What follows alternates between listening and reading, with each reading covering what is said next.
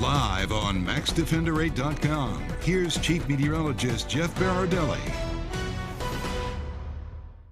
All right, everybody. So we have a lot of activity in the tropics, and actually it's turning out that the system that, may or may not form next week, I think has a better chance of forming now. And that's because things are starting to come together for essentially two separate systems. One, just kind of a weak wave of tropical moisture that'll come our way starting Sunday, Monday, Tuesday. And then an actual potential storm that forms behind it. Now, we don't expect a major hurricane by any means, nothing like Helene.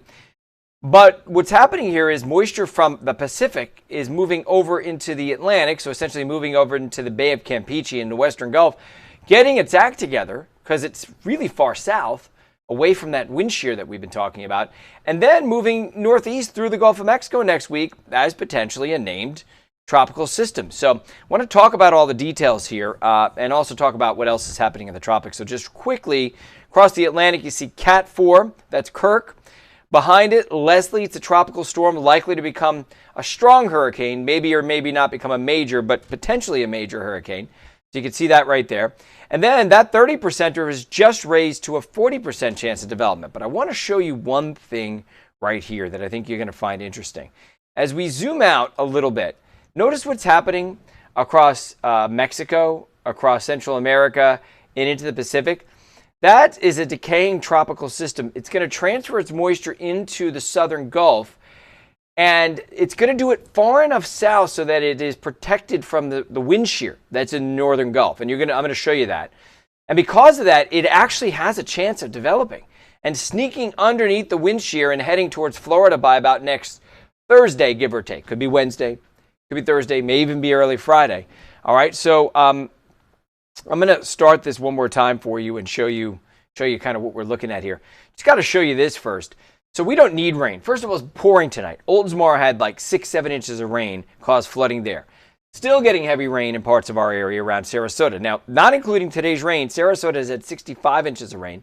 Tampa's had like 63 inches of rain. For Sarasota, it's 3 times more rain than we had last year. So obviously we don't need any more rain. And in Tampa, we've had twice the normal rainfall. Okay, so this is what's happening on the tropical satellite loop here. We have moisture in the northern Caribbean. That's going to move into the Gulf. We have moisture in the Bay of Campeche. And then you can clearly see south of the Bay of Campeche. The Bay of Campeche, by the way, is the southwestern Gulf. South of that, you can see all that moisture over Mexico and, that area, Pacific. That's going to move north and merge with all that other moisture. So there's going to be a ton of tropical moisture in the Gulf next week. So watch this. Here we are tonight. And you can see, this is, I know, kind of difficult to see, but you can see the red lines and the green lines. And when you see them come together in kind of circles and look in the southwestern Gulf, you can see something trying to form there. Give it time, give it time, give it time, give it time. Here we are Saturday, and notice you have a little bit more of that circular pattern in the southwestern Gulf of Mexico. Put it forward to Sunday. Now you're starting to see something form in the western Gulf of Mexico. And now as we head into Tuesday, now you really see something forming in the south Gulf of Mexico near the Yucatan. Now a storm's trying to form, maybe a depression, maybe a tropical storm, which both the European model and American model actually form into a named tropical system next week by Wednesday. And it's headed right towards the west coast of Florida. Now, again, I just say that this doesn't look like a major hurricane by any means. It more looks like a tropical storm. Could it be a low-end hurricane? I can't say that we can rule that out. We can't rule that out. It's possible. The pressures that we're seeing in the models kind of tell the tale. We're seeing high 980s and into the 990s. That would usually be a tropical storm. If it got any stronger than that, we would say, okay, that's a borderline Cat 1 hurricane. So again, and a lot of this is still, at this point, way early. I mean, we're talking a week from today. And it's a very discombobulated and chaotic pattern in the Gulf of Mexico. So whether or not that actually happens is difficult to know. But I can tell you there's pretty good model support and pretty good ensemble support as well. Okay? So I'm going to be taking your questions, by the way, in a minute or two. I just want to get through a couple more graphics I can show you. So on Sunday, low pressure is going to try to form in the Gulf. And really, it's probably going to be 2 areas of low pressure. One in the southern Gulf and one that kind of shoots moisture our way later Sunday, Monday, and Tuesday. So we could get doused with a period of heavy rain here, rounds of heavy rain, sometime late weekend, early in the week. Okay, that's system number one, which will be weak. Not going to be a tropical storm, but a front and moisture along it, and a lot of tropical moisture. But look at the wind shear. When we go back one more time, I want to show you that wind shear because I kind of got off that graphic a little too fast. So let me bring it up for you one more time just to show you. This is why it's going to be difficult. Bring the wind shear up. This is why it's going to be difficult for the system to become very strong. The first system, right? Because the wind shear is down right on top of us on Tuesday, and it's strong. And even the one behind it, that area low pressure that could be trying to form near the Yucatan, that should be sheared by a lot of wind shear. But the problem is, as the week goes on, the pattern changes a little bit, and the southern Gulf becomes a little more hospitable for a tropical system. Okay, so let's move on and show you the atmospheric moisture, because either way, I think there's a pretty good shot that we're going to have kind of an ugly week next week in terms of tropical downpours and cloudy and not rainy all the time, but just take a look. Watch how the tropical moisture kind of comes up in all directions. Watch it just fill a void in the Gulf of Mexico. Low pressures forming, one to the east, one to the west on Sunday. Then the first one kind of skates across the state. It's kind of a sheared mess, just probably not a named tropical system, but tropical moisture, those deep shades of red, that's a lot of moisture. Then right behind it, real low pressure is trying to form Tuesday, Wednesday, Thursday. That one actually has that circular motion to it and the chance of actually developing into a real tropical system. That's the European model, but the American model shows something similar. Let me show you the European model in terms of not water vapor, which I was just showing you, but in terms of rainfall. All right, let's go forward. Notice it's just kind of a mess. But here we are Sunday into Monday, and there's plenty of heavy rain across Florida, right? Some of it is as far north as Tampa, but the heaviest stuff looks like South Florida. And that might be the end result of this, is this may head south. It may go through Fort Myers and Miami. It may not, or it may come here. It's really tough to know if it's going to come to Tampa. But I do think there's a pretty good bet that there's going to be a lot of rain in South Florida, and a pretty decent bet that we're going to get some significant rain in Central Florida. But it's going to be a really close call. All right, so there's Monday, Tuesday. That first wave of rain moves through, and look what's happening behind it over the southwest Gulf and Central Gulf. A real area low pressure is developing. That is a bona fide tropical depression or tropical storm trying to develop and push across the state. Now, the European has it moving a little further south through Fort Myers, but we're on the northern end and we get lots of heavy rain. I think the latest American model is a little further north, closer to Tampa. Again, too early to know for sure, but what I can say is this. The end result is that both of our computer models, the European and the GFS, have several inches of rain. And, maybe over in the yellow, that's over 8 inches of rain. And some places across the state seeing a foot of rain starting Sunday and in through the middle of next week, and then we'll see what happens. The one good thing that I can say from all this is that most likely, once this passes, we'll finally usher in dry season. We'll actually get more comfortable air. Humidities will drop. It'll start to feel like fall. But we just got to get through next week, and we could see another foot of rain. So I say that because it's just been raining so much this summer. It's been one of the rainiest summers on record in the Tampa Bay area. One more thing I want to show you, then I'm going to take some questions for you, just kind of a rewind on Helene, because we got some new information today. So first of all, the areas in red on this map are where we had record moisture transport. So water vapor, moisture transport from the Gulf, the record. So since 1940, we've been keeping records on this. And where the record moisture transport has been was everywhere over the Northeast Gulf, straight through Georgia into South and North Carolina. And actually, the average was somewhere around 1.5 times the record amount of moisture transport since 1940 out of the Gulf. So you can see why Helene produced so much flooding in the Carolinas. Then zooming in, I'll kind of show you the wide shot. Zooming in, this is a map from the National Weather Service they made. And wherever you see the blue shading, that's either a 1 in 500 or a 1 in 1,000 year flood, some of these being like a 1 in 10,000 year flood. Now, usually when we get a 1 in 1,000 year flood, meaning the chance that you'll see a flood of this magnitude any year is only 1 in 1,000, right? Usually when we see a 1 in 1,000 year flood, it's the size of a city. We had one in Sarasota earlier this year, and it was just the city, barely. But this time, it is hundreds of square miles, covering everywhere from the southern part of West Virginia through eastern Tennessee and Kentucky, especially down into the mountains of North Carolina.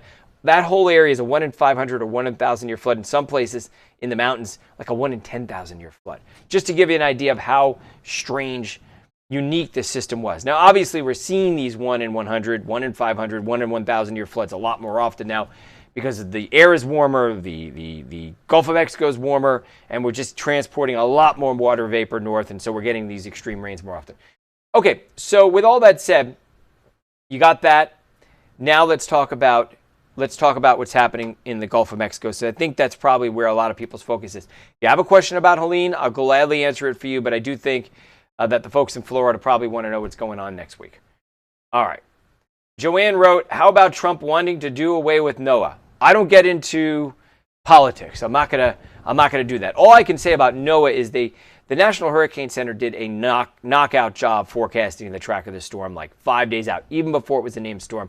The National Hurricane Center provides us a great resource because us meteorologists will all, follow along with their forecast because they have so many experts who do this day in and day out. So they really provide us a lot of guidance. Now, we do our own forecasting too, but it really does help to have a unified message that the weather community can say this is the most likely scenario. And the National Hurricane Center does a great job. So just want to say a shout out to them because they really nailed Hurricane Helene, and it turned out to be a disaster, obviously. All right. So Jessica Sant wants to know, what are the chances that this could become a hurricane? I would say about a 20% chance. But I don't think it's going to become a strong hurricane. If it becomes a hurricane, it's not likely to be. So I'd say about a 1 in 5 chance, or a little bit less than that. All right, but that's still a decent chance. It's a little bit more than we were thinking yesterday. But it's just because this system is going to come in 2 parts, and the first part will move out and give room for the second part to try to acquire a spin. Phyllis says that somebody's ignorance is disgraceful, but I'm not sure whose. Will it flood as much as Debbie? That's a great question. So Debbie had a lot of flooding, especially in Sarasota County. And I hope not.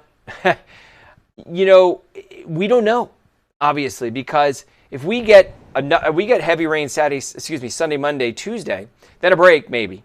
And then another bout of heavy rain as some type of tropical system moves in. Yeah, given that the ground is saturated, because we've seen so much rainfall, it's been one of the rainiest wet seasons we've ever seen. It's not out of the question that we could see some part of the Tampa Bay area get flooding on par with Debbie, but of course we hope not. And of course, it's probably not going to be the same part of the Bay Area. The flooding with Debbie was mostly Sarasota County, right? Well, it probably wouldn't be over the same place. We can't guarantee it. Michelle says, is Orlando going to get lots of rain? And Kayla says Orlando too. So that's a great question because, my wife was going to take our baby, our daughter, our toddler, to Disney next week. And I said, I don't know if that's going to work out. So I would say, yeah, it's very possible Orlando could get a lot of heavy rain too. I mean, there's not going to be too much of a difference between whether Tampa or Orlando gets it.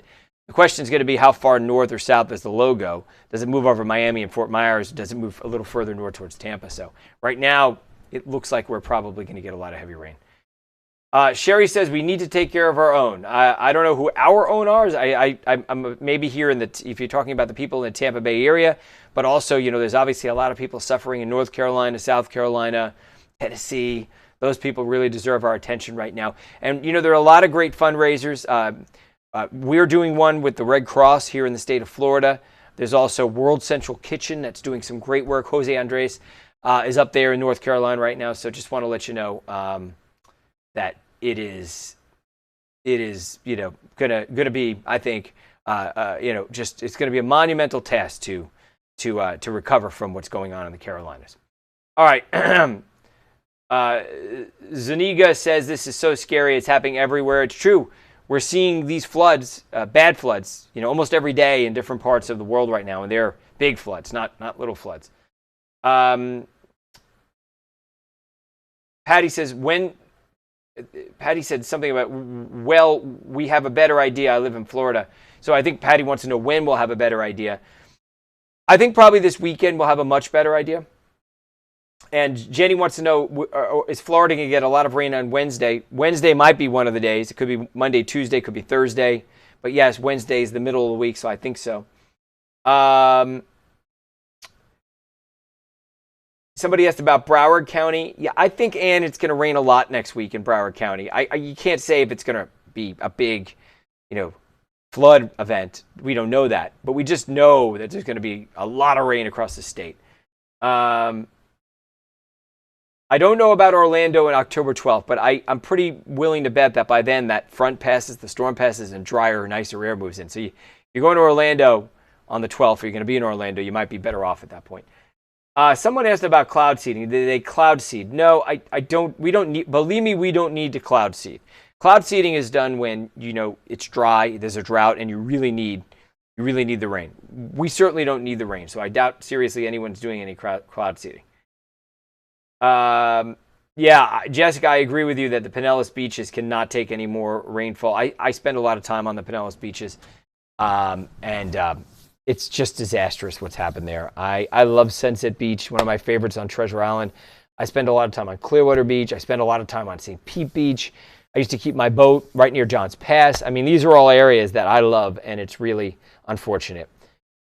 Tonya wants to know if we can get some accurate details. I'm giving you the best accuracy you could possibly imagine right now. We don't know exactly what's going to happen next week, but I do think we're going to see a lot of heavy rain. Whether or not we see a tropical storm, that remains to be seen. David, thanks for your comments. I appreciate it. Yeah, Brittany, the temperatures will go down next week. That's great, right? Finally, because it'll be cloudy and raining. And then I think the end of next week, once the storm passes, hopefully it's not a real storm, but once it passes, we'll get some autumn-like weather in here, so that's going to be great. Yeah, Northport, Florida, from Jeannie, I think you can expect some heavy rain. I don't know that Northport's going to escape without heavy rain.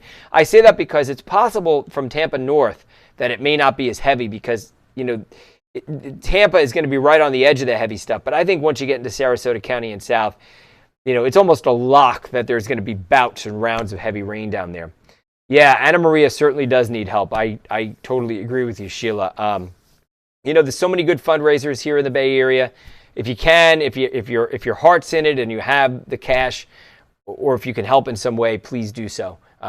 Lots of people really need the help around here. What can we expect in holiday in Pasco County? Yeah, someone asked about October 11th. I think Ronald, it will be over October 11th. Pasco County is going to be on the edge of the heaviest rain, but it could turn out to be very heavy. But it's going to be a close call in Pasco County. I think the Nature Coast, right on the edge of the heavy stuff, might be lighter. But I think once you get south of Tampa Bay, now it's not a lock, but it's getting closer to a lock next week for heavy downpours. Someone asked about Dade City. Christopher asked about Dade City this Saturday. I think you're good. Saturday, folks, that's the day to get out because that's probably the best day that we're going to see in the next 7-8 days. So Saturday, take advantage of the weather because Sunday, that's when the rain starts to, I think, move in here. That's great. Somebody says USF Veteran Alumni Society is coming to help. Thank you, Cliff. Glad to hear that. We just need as much help as we possibly can. I know the administration sent 1,000 troops to the Carolinas. I don't know if some of them are coming to Florida or not, but that's great. I know the National Guard is out there helping, and we need just all the help we can get. Lisa wants to know about Palm Harbor, and Lily wants to know about Apollo Beach. Same thing for both of you. We're going to be on the edge of the heaviest rain, but as you can see right there, if that storm does form later in the week, Wednesday, Thursday, we could be in for some type of tropical storm, which if that were the case and it took that track, then we'd be in for another bout of heavy rain. We'd get some on Sunday, Monday, Tuesday, and then another one would come in right after it, and that would be the second one would be the storm. And that, I don't know if the schools are going to close because we don't even know if this thing's going to form. Right now, the National Hurricane Center. So yesterday, the National Hurricane Center had a 30% chance of development. In fact, today they had a 30%. Now they're up to 40%. And I think the reason it is what I'm seeing too in the computer models is they're starting to come together on a solution. And that is that there's going to be essentially two systems. The first one's just a lot of tropical moisture and weak low pressure. And the one behind it later in the week, late week, that could actually be a storm. And I'm showing you that on the European model right now. All right, so I'm going to take a couple more questions. I see a lot of questions for specific places like Hillsborough County and Lakeland. It's all going to be pretty much the same for everybody in the Bay Area. I can't give any specific details except to say that if you're south of Tampa Bay, you have a much better chance of getting, the 5 to 10 plus inches of rain over the course of a few days than you are if you're north of Tampa Bay, where I think you have a better chance of it being a little drier. I still think everyone's going to get heavy downpours next week. I'm just thinking that the concentrated heavier rain is probably from Tampa Bay south and a little bit less to the north, but that's not even set in stone. Kelly says 3 to 5 inches of rain, certainly possible. Could be more than that too. Missy wants to know what's the chances of a major hurricane. I think very slim. I think more likely than not it will be a tropical storm, and I guess there's the outside chance it could be a low-end hurricane. Yep, Sandra, it's all going to be gone by October 14th, so that's good, right? Allie, wouldn't really worry about surge at this point. I think I'm more concerned about rain, but of course there could be, if it turns into a tropical storm, yes, we'd see a couple to a few feet of surge, but it wouldn't be anything like Helene at all. Like, totally different. Just a little bit of overwash. But of course, we're all recovering right now, and the last thing we need is to complicate matters. So I agree with you. We're just going to have to see how it plays out next week. Rico says, can I take my hurricane shutters down? Well, I don't know if you mean that they're on your windows right now, or if you just mean, can you take them down for the season and put them away? I wouldn't take them down for the season and put them away, because we need to get through next week at least, just to see what transpires out there. So, lots of questions. I appreciate all your questions, everybody. Kirk. So Missy wants to know about Kirk, which is that Cat 4 hurricane in the Atlantic. By the way, by far the furthest east, latest Cat 4 hurricane we've ever seen. I mean, it's in a league of its own. We've never seen a Cat 4 hurricane in the eastern Atlantic so late in the season, and it's not even close. Just to give you an idea of how anomalous it is. But water temperatures are record hot across the Atlantic right now, and the hurricane season, for whatever reason, took a siesta in August and the first half of September. And now we're paying the price in the Atlantic because everything's just starting to go. So it's what we call a backloaded season, where we're starting to see more of that. It's becoming a little more common over the past few years that we're seeing activity lull in August and then pick up again the second half of the season. So it's interesting. Calista, I don't know about Wednesday and Tampa Airport because it's way too early to know if we're going to truly get a tropical storm or not. So Kirk is going to go north and out to sea, Marianne. It's not coming anywhere near us. Don't worry. Right behind Kirk is Leslie. That will likely become a strong hurricane, but again, that's going to head to the east. Don't worry about that. Then there are two more systems after that, Milton and Nadine. So if something forms in the Gulf, it's either going to be Milton or Nadine. I don't know which one because there's another African wave that's going to come off over the next few days, and that has a chance of becoming a tropical depression or tropical storm. So it's going to be a race to see which one forms in the Gulf and which one forms off Africa, if either one of the two form, but they both have a chance of forming. Maria wants to know if there's another hurricane coming. It is less likely that it be a hurricane, but more likely that we'd see a depression or tropical storm sometime in the middle of next week. It is becoming a little more possible. Shore Acres is always, I see Naomi asking about Shore Acres, and I'm always concerned about Shore Acres because it so easily floods. It doesn't even need, in some parts of Shore Acres, you don't even need a storm. You just need a really high tide and an onshore wind. All right. So I think that's it. I'll take one more question. Daisy wants to know, is it going to be similar to Debbie? Well, it may be similar to Debbie, but not the same, but likely the same places won't be the ones that flood, right? So I want to be careful in saying it's similar to Debbie because then everybody in Sarasota County who got flooded is going to think it's going to be them again. We don't know who's going to flood because we don't know where the heaviest rain is going to be. So, but yes, I think it's going to produce heavy rain somewhere in many places in the state of Florida. We'll just have to see where. Okay, everybody. So listen, I want to thank you for joining me once again. And, listen, if it looks like, if tomorrow it still seems like something, something significant may form in the Gulf of Mexico, then we'll do this again during the day tomorrow, and we'll continue to do it over the weekend and next week as well. I want to thank everybody for tuning in, and I will see you again soon.